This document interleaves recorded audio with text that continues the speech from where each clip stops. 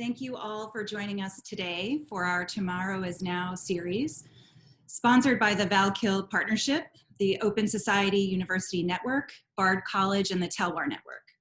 My name is Erin Canan, and I'm the Dean for Civic Engagement at Bard College. And we are close to almost a year into our series. And each month is a reminder to me that there can be light in darkness, which is a significant part of Eleanor Roosevelt's legacy to us today. Joining me as moderator is Douglas Brinkley, who is on the Valkill Partnership Board, which is a friends group of the National Park Service that preserves Eleanor's home and legacy at Valkill in Hyde Park, New York. I'm the secretary on the board, and we focus on amplifying Eleanor's legacy through stewardship of her home and retreat at Valkill, where she spent much of her time writing and participating in picnic politics with world leaders, local farmers and workers and friends, and where everyone was greeted with equal warmth and care. As a prolific writer, she spent much of her later years writing directly to young people in books like Tomorrow is Now, which is the title of our series. She believed in intergenerational learning, listening to and amplifying the voices of those who were not represented or who were actively suppressed. Our series is meant to reach across generations and raise Eleanor's voice with contemporary thinkers and leaders and young people. A little bit about our sponsors today.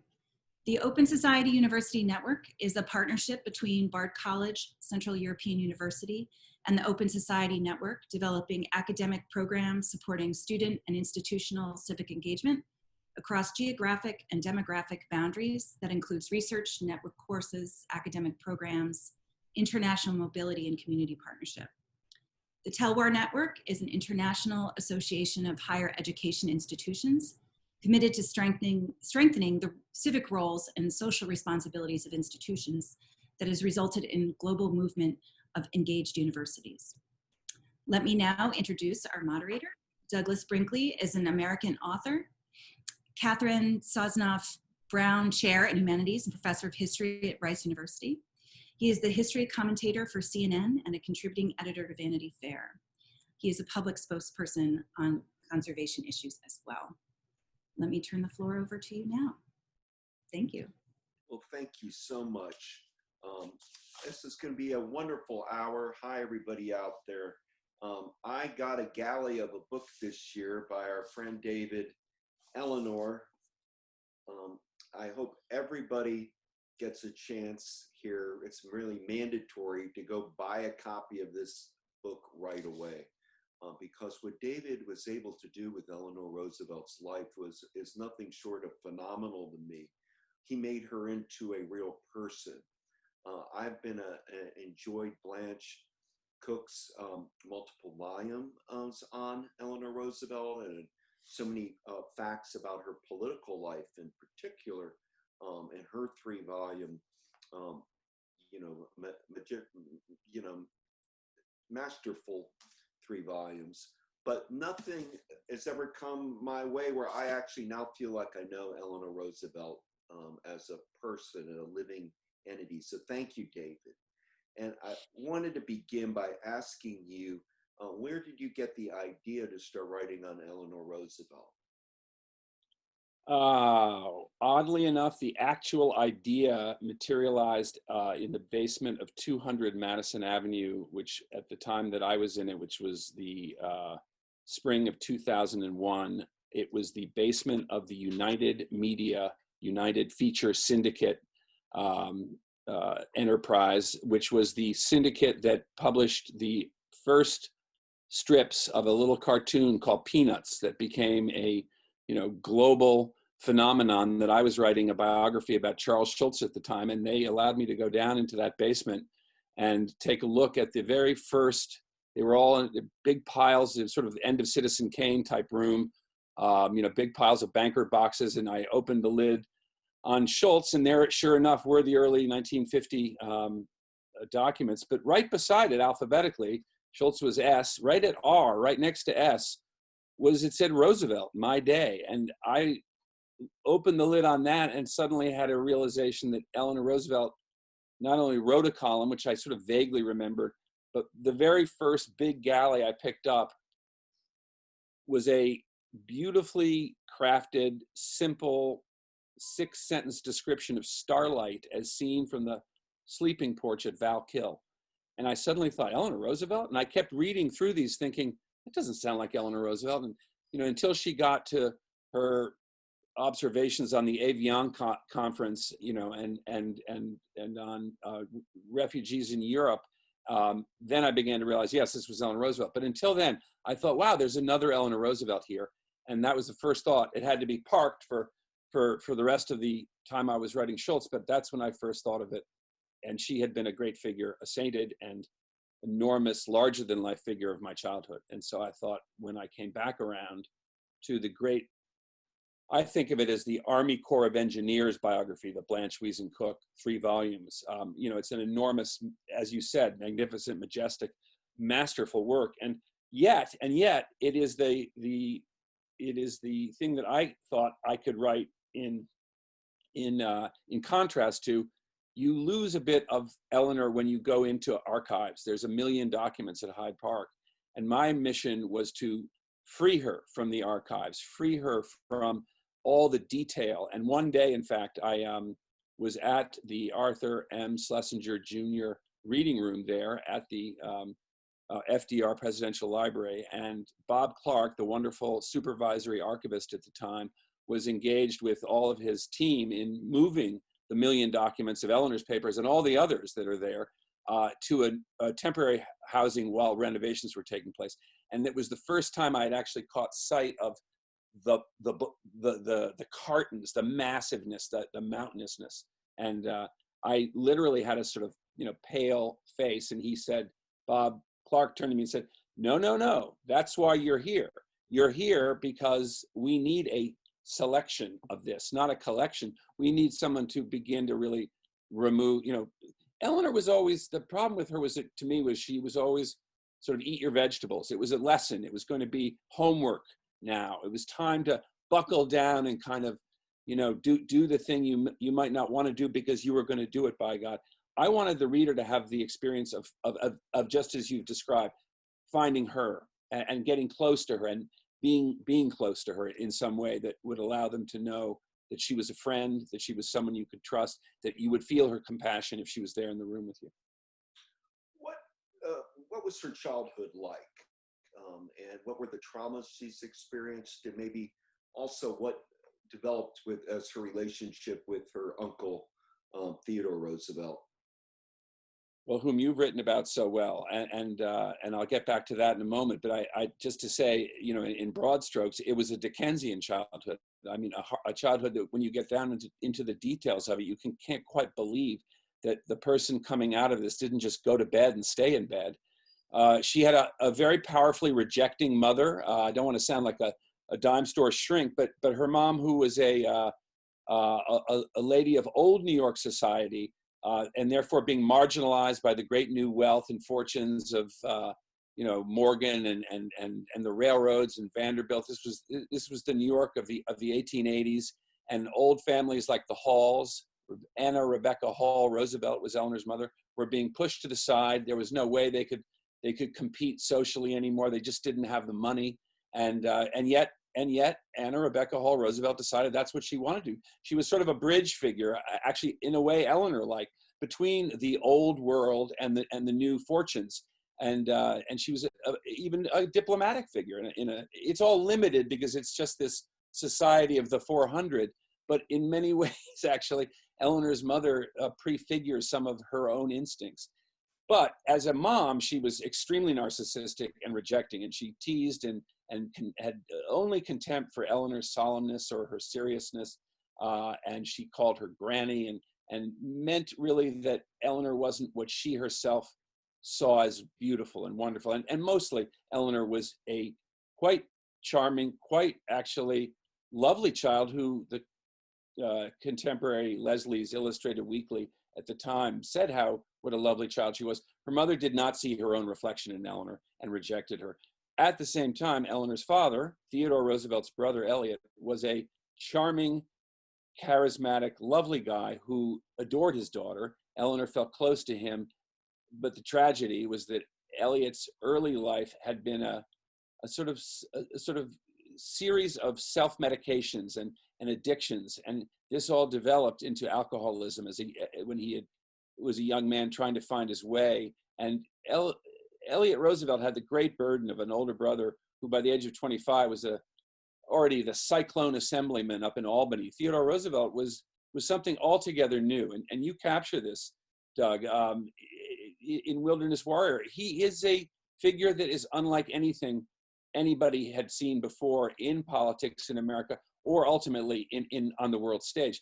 And I think, to simplify it, what Theodore Roosevelt did was he came from, his mother was from the South, his father was from the North. He brought the North to the South to the North, and the East to the West. And he was the first public figure and presidential candidate, or presidential, someone who people could see as president, bringing the whole country together and seeing the country as an enormous part of the world. At any rate, Eleanor was entranced by both the challenge that he presented to her when she, orphaned, was living with her grandmother now and her crazy aunts and uncles, and she would go and visit at Sagamore Hill.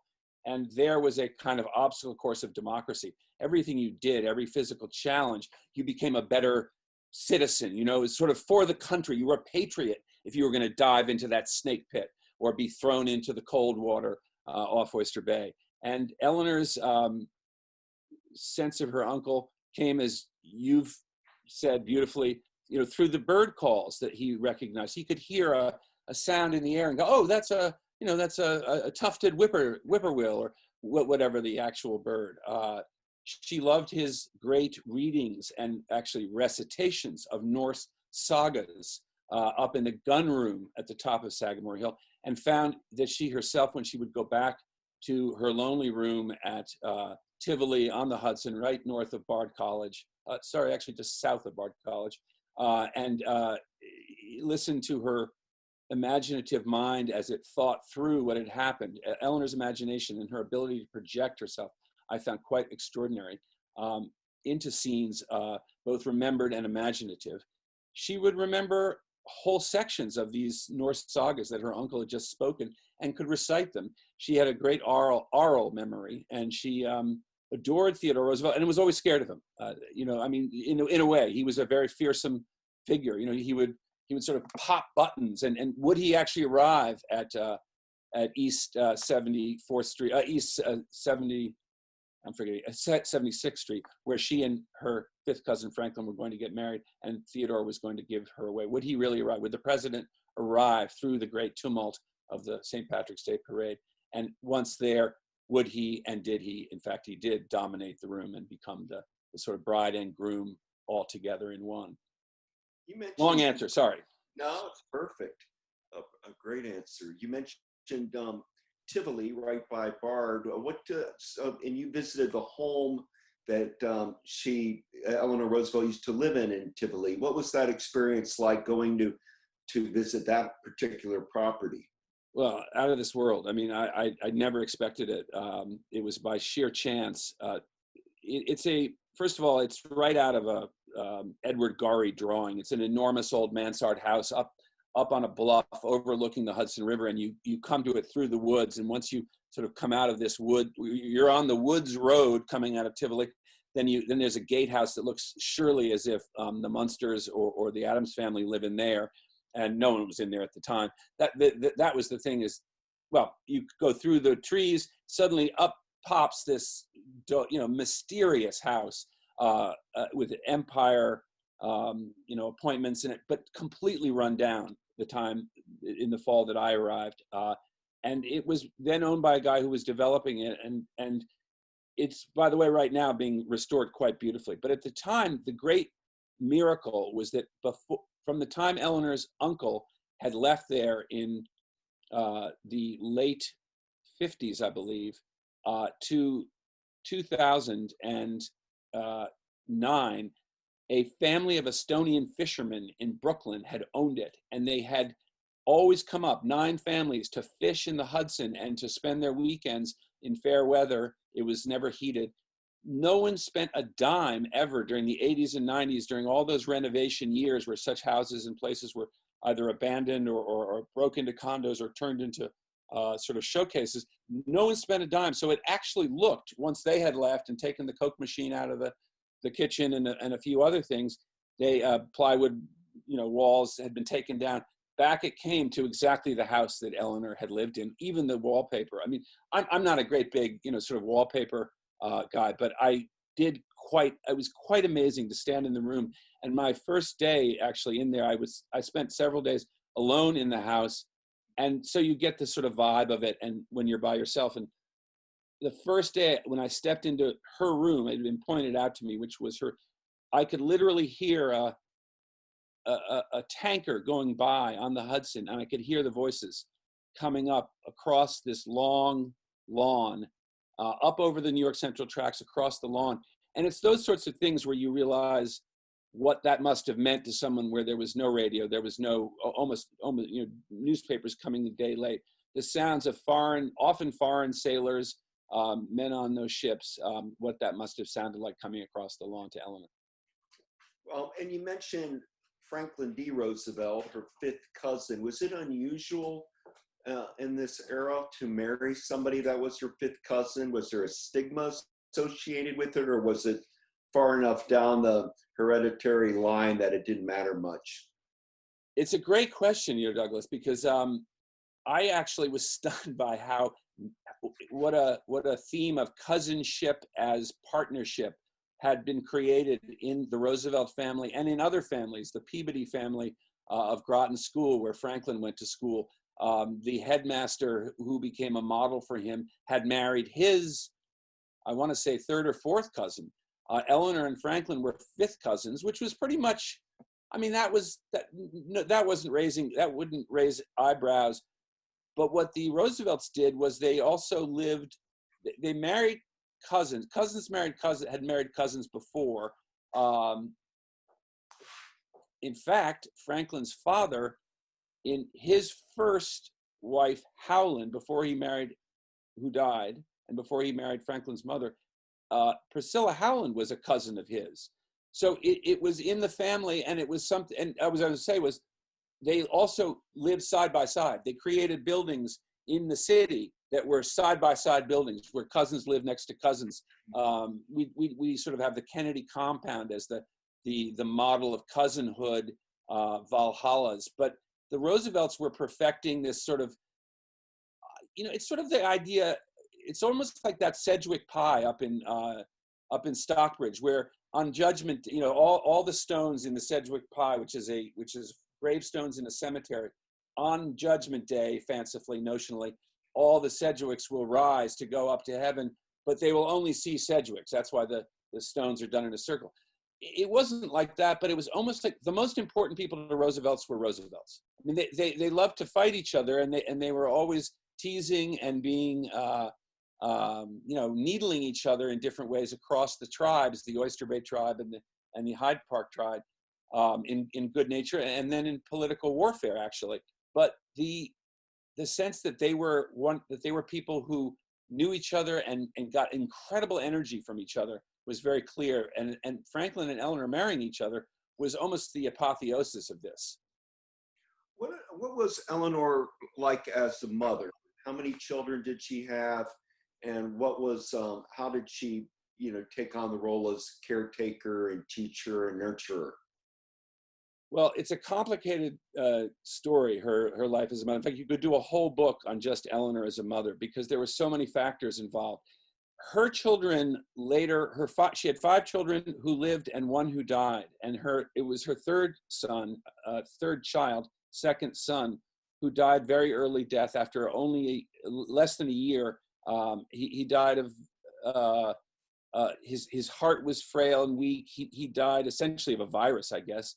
And she, I don't want to say never got over it, but the effect of that was very strong on her. She was a mother who had not had a mother. She also had an overpowering mother-in-law.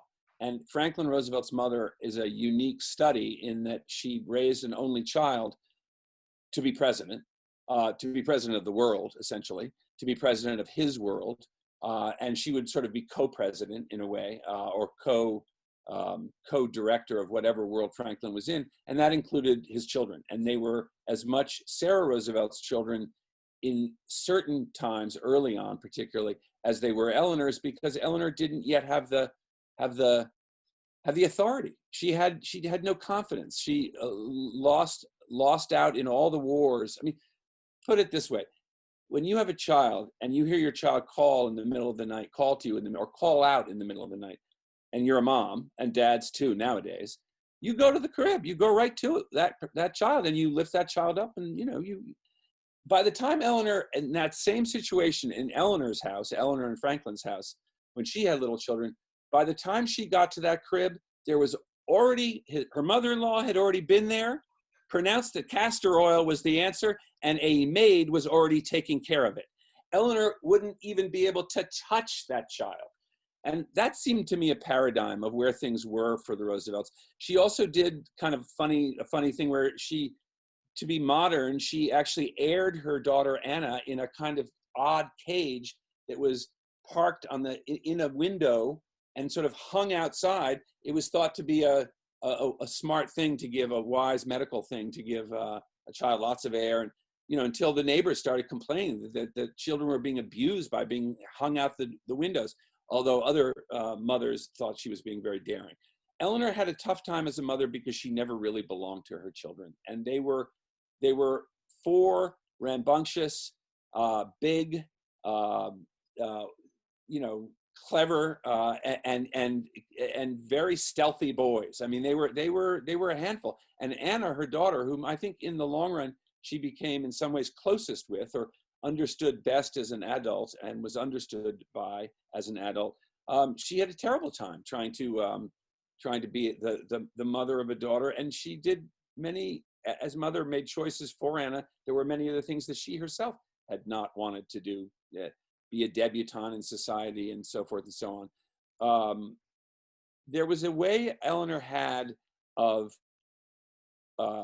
we'd call it the silent treatment today, of taking her feelings, which she did not yet know how to use because she was essentially afraid to lose the love of people around her because she had lost this so many times, so that she, instead of expressing directly her feelings about things, she would bury them, and then she would turn her anger into sort of a silent treatment. And it had a strange effect where she would, if she was displeased with her sons and would give them the silent treatment, they would run to their grandmother and be spoiled and given cars and ponies and whatnot, and Eleanor would lose out yet again. I think she did come to a very clear understanding with adult children, that you have to let, and it was a very Eleanor Roosevelt thing to do this, you have to let people live their own lives. You have to teach them enough about who they are in terms of their heritage with Roosevelt's, in terms of the way the world works and the law of the land, but you also have to let them be who they're going to be. And she was a very liberal mother in that way. And I actually applaud that part of her. I think she saw that people were going to be who they were going to be, and she needed to step in. She became the sort of bad sheriff of the house. Franklin was always the good sheriff. He was the one who was allowed to have all the fun and be carefree and give them nicknames and be kidding and joshing, whereas Eleanor, solemn by nature and always serious about what was next to do in terms of duty, was the one who listened, asked them, told them it's time to say their prayers at night, and she listened to them say their prayers and tucked them in. And but she wasn't physically demonstrative for a long time, not until later. And I would say it's pretty agreed upon, I think, that she was a much, much better grandmother. And she was a wonderful, I observed just from reading carefully the letters of her and testament and oral histories of her daughters-in-law. She was a great mother-in-law. She in a way triumphed over Sarah Roosevelt in a number of ways, with her understanding of the kind of people Franklin needed in his life, but also by becoming a very, very understanding, open-handed mother-in-law. Great. I wanted to get the children in there, David, because sometimes being a mom is, it's a big part of somebody's life. But I want to switch to the how she became the Eleanor Roosevelt we study in schools. Where did she get this strength to, and how did she evolve as somebody fighting for women's rights? Well, first of all, the strength is something that's very interesting to see her in almost every phase of her life. Things are thrown at her, even starting when she was an orphan living in Tivoli, as we've talked about, and her uncles and aunts, particularly her uncles, began not just transgressing as alcoholics in social ways, but literally, going into Manhattan on benders in the Tenderloin, which is sort of the red light district, getting in trouble, skipping out on hotel bills, running up huge bar bills, being thrown into jail, and someone needed to come and talk to, Sergeant O'Leary and get them out. And that was Eleanor. And Eleanor was 15 and 16 at the time that she was doing this. And she had no experience whatsoever in going into a police station house to talk to a Sergeant O'Leary about getting her uncle out. She wasn't in any way prepared for this. Each time she did this, each time something like this came up, whether it was something like that or burying a relative, taking responsibility after her aunt had died in a terrible fire with her cousins, she was the one who was left to take care of all the details. Every time she did something like this, she said she found in herself an unexpected strength. And I think that's what she built her life on, was the ability to take from life's misery and life's tough expectations and duties a sudden letting go, hoping that she would find in herself that which would carry her through. And each time the confidence she gained from it took her to the next. And that's essentially the building blocks. Going into the Eleanor Roosevelt that we begin to know and would know from history is a strange, very much like her rest of her life. She's both in and then she's out, and she's in and she's out. And what I mean by that is she was, as a young woman, involved in the settlement house movement, teaching young Italian immigrants on the Lower East Side how to dance and how to use their bodies and do things that in America was very normal in education, but was not so in Italy. And teaching immigrants that they had other places to go besides the democratic machine, the Tammany Hall grip on all the politics of the new immigrant families. And she was very interested in, as was Franklin, as was their generation, truly in good government and bettering the world. But she went right back to the world of being a wife and mother. She went on into the life of a political wife in Albany, following Franklin to his first political position as state senator at Albany in New York State, and then to Washington as Wilson's assistant secretary of the Navy. And she became a consummate political wife, doing all the business in Washington that political wives then did, leaving cards and going through a whole system of assisting their husbands in the sort of what we would today call networking around and glad handing and being part of his political life in an extremely segregated way. There was no chance for Eleanor to have her own life. And it's only through two things really that the change happened. The thing without which she would not have become Eleanor Roosevelt, I would say. One was the First World War. And in that she found an enormous ability through the Red Cross and through a small canteen that she was essentially administrator of in the Union Station, where she essentially saw hundreds of thousands of young men going off to be shipped over to France and the trenches and to make the world, as Wilson had set it out, safe for democracy. And she saw their faces and she understood them as young boys who knew nothing, who'd never seen the world, who'd never seen the ocean, who were going over to do this. And then she saw actually the trenches themselves in a trip that she and Franklin took. And she saw the bookends of the war. She didn't see the war itself, but she understood it. And when the bodies were brought back and piling up at Arlington, there were so many that there were not enough grave diggers. They could not get the bodies into the ground fast enough at Arlington Cemetery, so much so that often the families of the fallen soldiers would not be there on time or on the right day. And Eleanor always took it as her duty to stand by those graves and watch the fallen hero be put into the ground. And she bore the witness that she knew the family would hope that someone would. That always struck me as being a sort of moment that you could see the Eleanor Roosevelt on the national scale, that it was her duty to stand there in a way over a tomb of an unknown soldier, which she visited, of course, and which came out of the war. Her experience of the war was to see that it was only going to be worse if it ever happened again. Of course, the Second World War did happen, and more on that in a moment. But what happened, and never, I think, could be, neither of the Roosevelts were the same after Franklin's polio.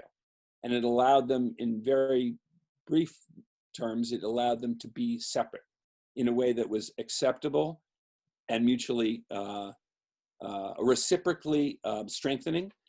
There's a sort of myth, I've even read it a few times recently, that Eleanor was the one, or was essentially in charge of Franklin's recovery, his return to politics, his return to a quote unquote normal life after polio. Couldn't be further from the truth. Eleanor, in fact, one of her sort of Zen-like realizations was that she could not be the person who was going to get Franklin where he wanted to be. She might help him become governor, she did. She might help him become president, she did, somewhat more reluctantly. But it was Louis Howe strategizing, and it was a number of other forces at work, mainly the Depression, Hoover and the Depression, ultimately.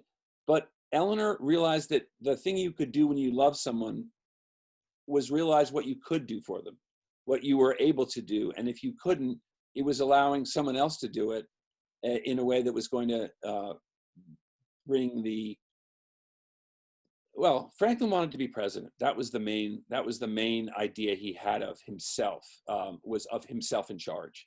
And it was quite true that which Eleanor realized, that if he were not going to be the great man, the great Franklin Roosevelt, the man in charge, he wasn't really going to be.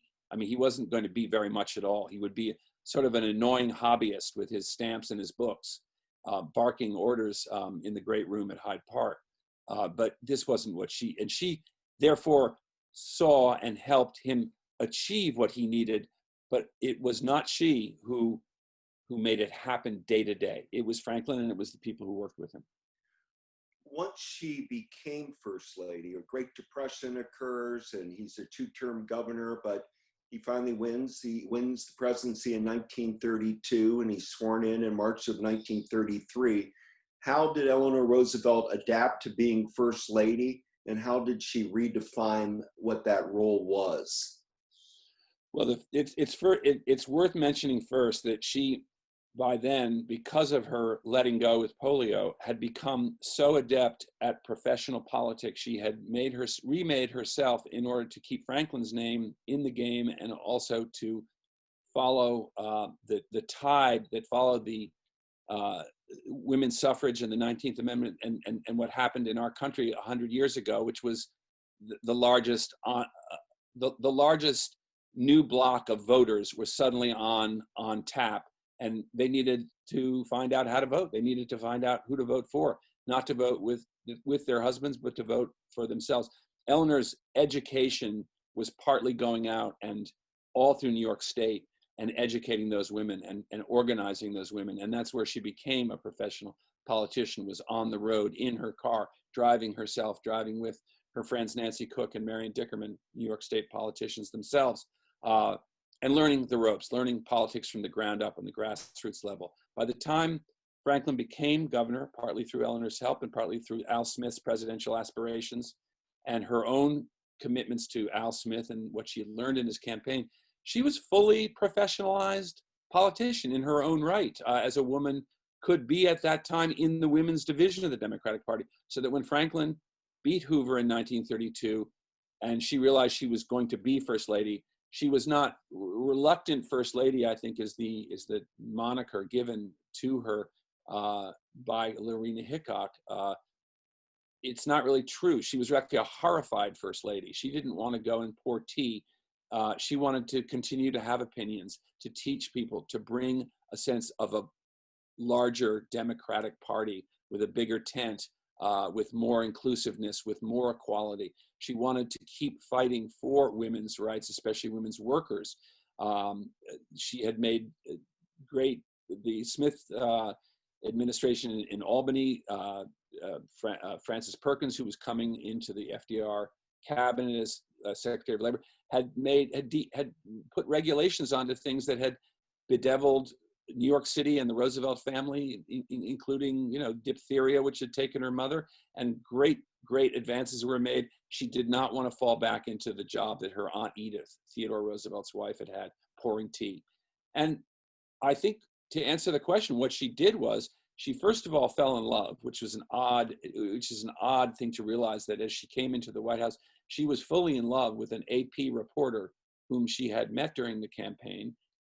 Lorena Hickok was the star reporter. She had covered the Lindbergh baby kidnapping. She had covered front page stories. She was a brassy, wonderful Frank Capra character, smoking cigars, and had very similar childhood to Eleanor's, even worse, really. And Eleanor and she not just hit it off, but they really understood each other deeply.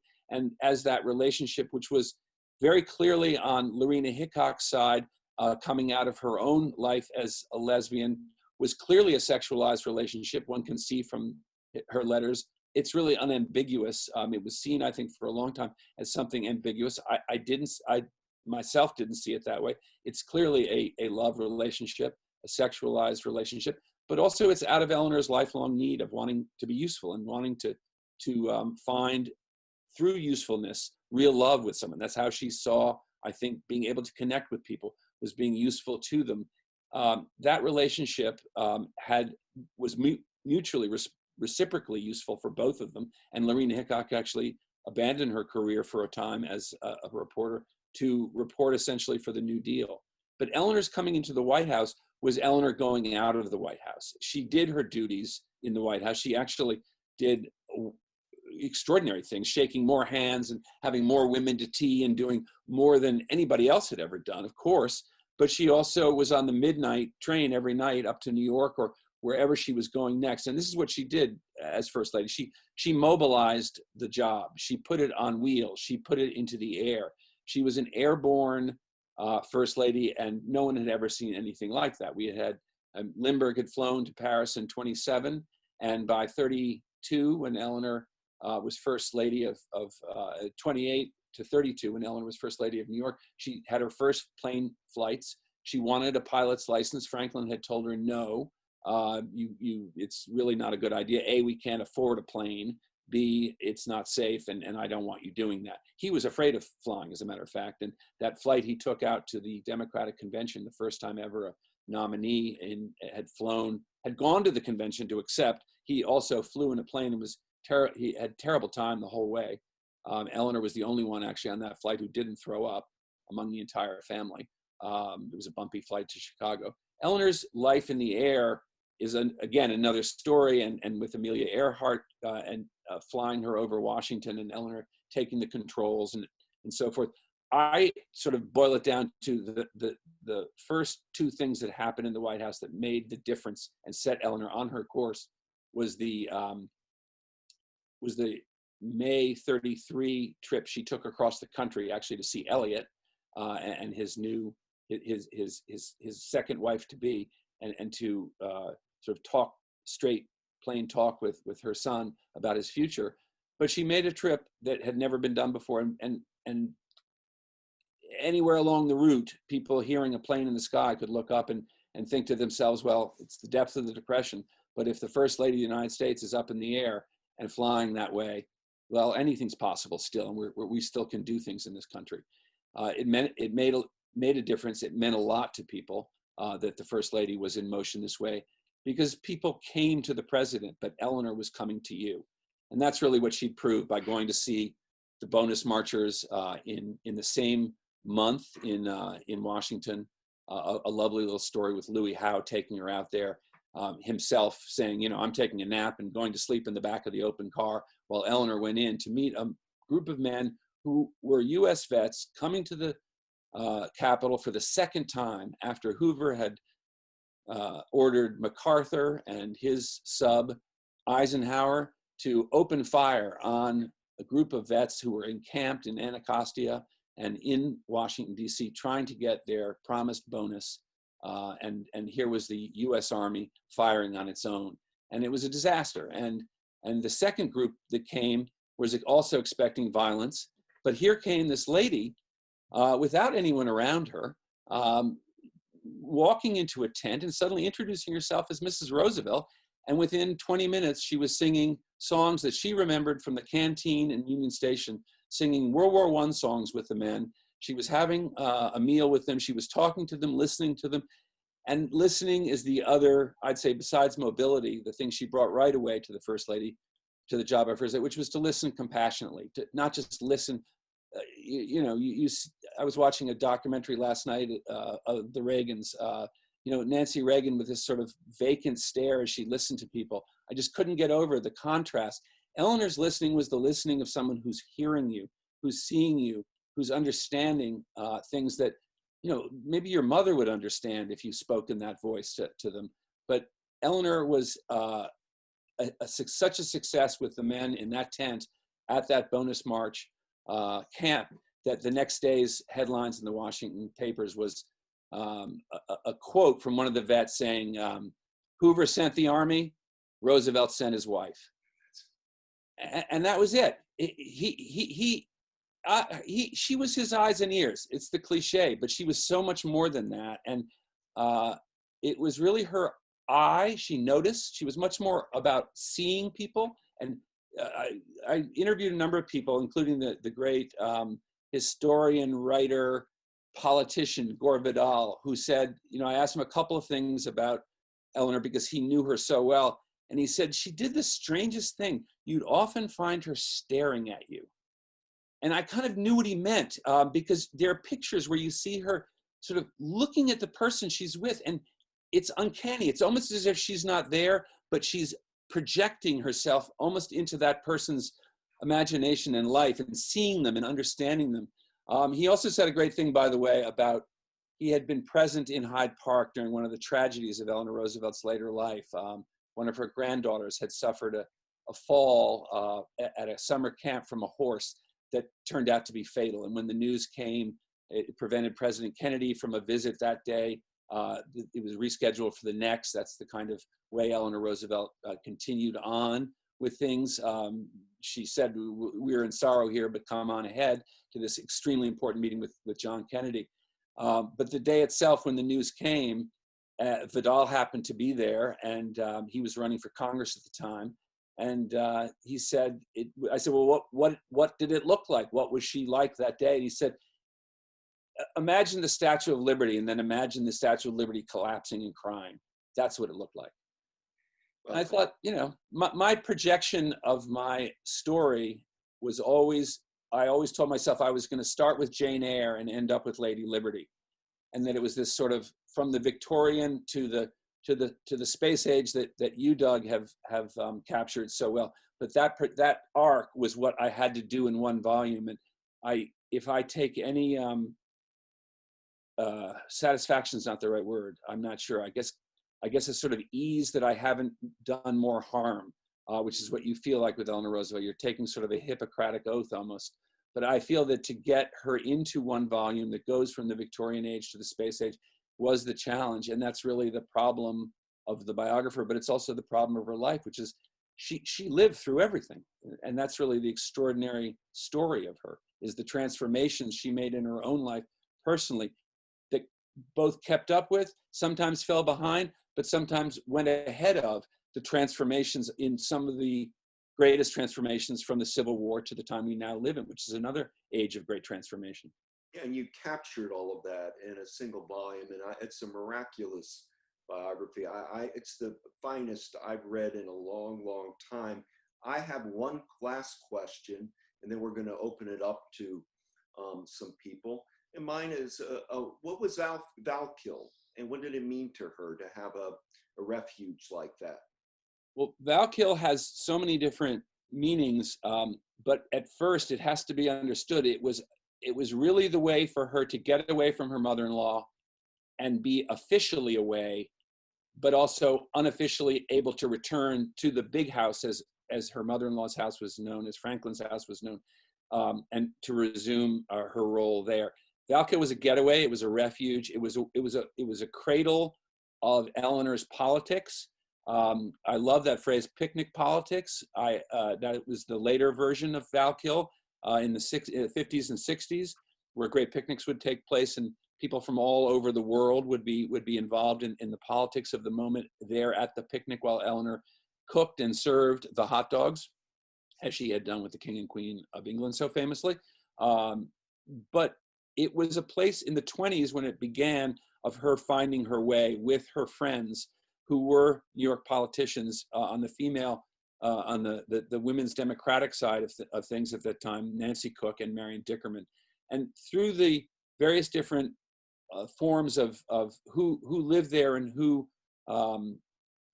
was in charge and so forth, including the Valkill Industries, a shop, a place where wood, craft, and early American antiques were reproduced, so that Nancy Cook, who was a wood crafter, could form a kind of guild almost, and where local farmers and others could be employed during the winter months when things were slow. But also I always felt for Eleanor, it was a way of saying, I'm both able to do things for my friends, for others. I'm going to be useful here, and I'm going to be able to follow my own line of thinking. And what is so magnificent about my day, it's today, it was the syndicated column from 1935 to 1962 that she wrote every day except the 4 days around her husband's death and the funeral of Franklin Roosevelt during the war. It's a live blog. We would think of it today as a kind of live blogging of her thoughts and feelings. Always Valkill is the place in my day where her attachment to nature, to the world, to her thinking, imaginative mind, the way she projected herself into world troubled spots, into people's troubled lives. Always the life of the individual was sort of, it's a little like Lincoln's Cabin in that it stands for individual liberty. It stands for the part of America that insists upon our community and our willingness to reach out to our neighbors and to others. But here is where we alone, where we will be. It's a sort of, it's not Walden's Cabin because it's not about aloneness, but it's where the individual will find freedom. And I think that's what it always stood for her. Oh, it's beautifully said. Now, one of the questions, David, is what you're working on now. Do you have the energy to turn to another subject, or are you mulling over what you'd like to maybe take on as your next subject? Well, as you know, I mean, when you're working in archives and working in a subject, I mean, Eleanor's life collapses the 20th century and expands it, and everybody's in it. So you run across everybody in the 20th century, which is my favorite century. And although I'm very partial to the 19th, but yeah, you keep running across people. You think that's an extraordinary story, and you park that to the side. But every day that you leave, and every day that your book isn't done, somebody in your house says to you, "You're never doing this again. You're never doing this again."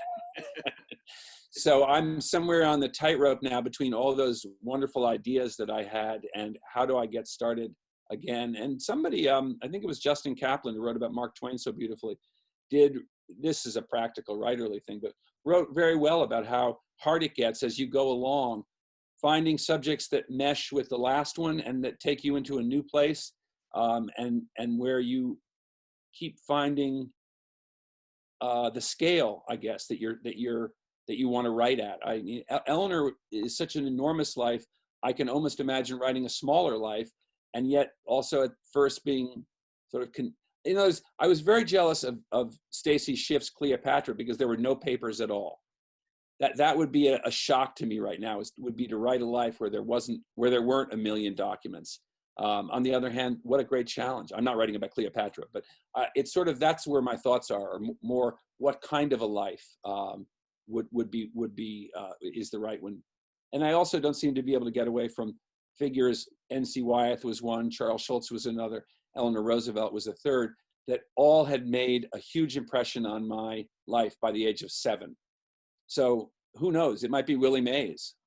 I mean, you know how it is. You connect somehow with the figures of your childhood as an adult in ways that really light up your inner connections. So who knows? Again, the book's Eleanor, everybody that's on right now, please get it, read it. We can't do it justice in an hour with it, but we do have we'll probably be able to get 2 more questions in, and I have more than that. I have 7 here. But one is about human rights, and does she deserve to be called a great human rights leader or the mother of the human rights movement? Yes, and here's why. Because without Eleanor, human rights would not have been on the national agenda up through Jimmy Carter and up through Barack Obama. We would not have been a nation that valued human rights. What are human rights? Human rights are what tell you and me who we are and what our worth is. What are you worth as a human? What's a human being? What are you worth as a human being? What do you deserve to? Do you deserve to get married? Do all of us deserve to get married? Do we have the right to get married? Do we have the right to speak out without fear? Are we allowed to speak about anything without being afraid? All those basic things were in play after the Second World War. And what we're in right now is a period I personally believe seems to be happening every 33 years, which is that the collective memory gets slightly erased on the edges, gets all fuzzy around the edges. And people now just don't remember what our parents remembered and felt and lived through. That is to say, Douglas Brinkley's parents and my parents, probably around the same age, lived through the war, fought the war, and they remembered what it was like for an entire world, and particularly huge populations, to have no sense of what they could depend on from their government, what they could trust and believe in about the world.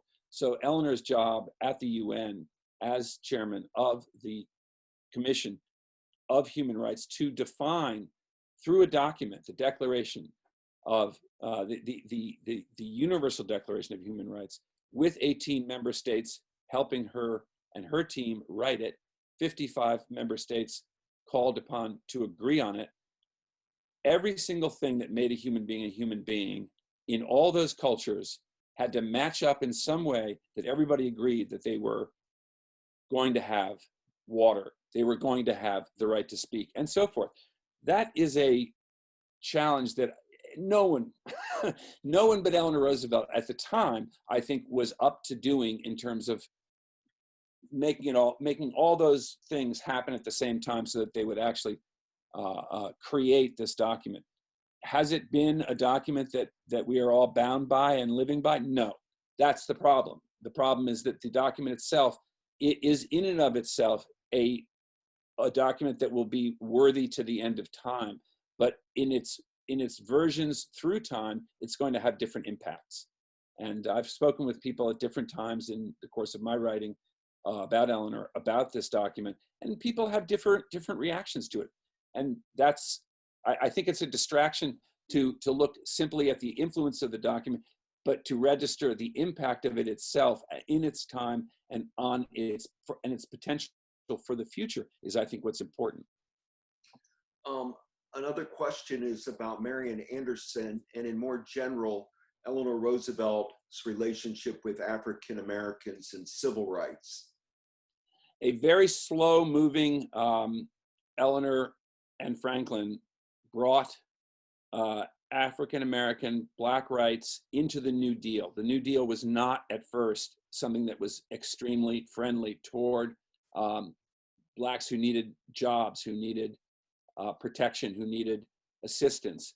The CCC, for instance, the Conservation Corps that gave jobs to people, especially young white men, not anywhere near enough attention to the needs of young unemployed Black men and women at the time.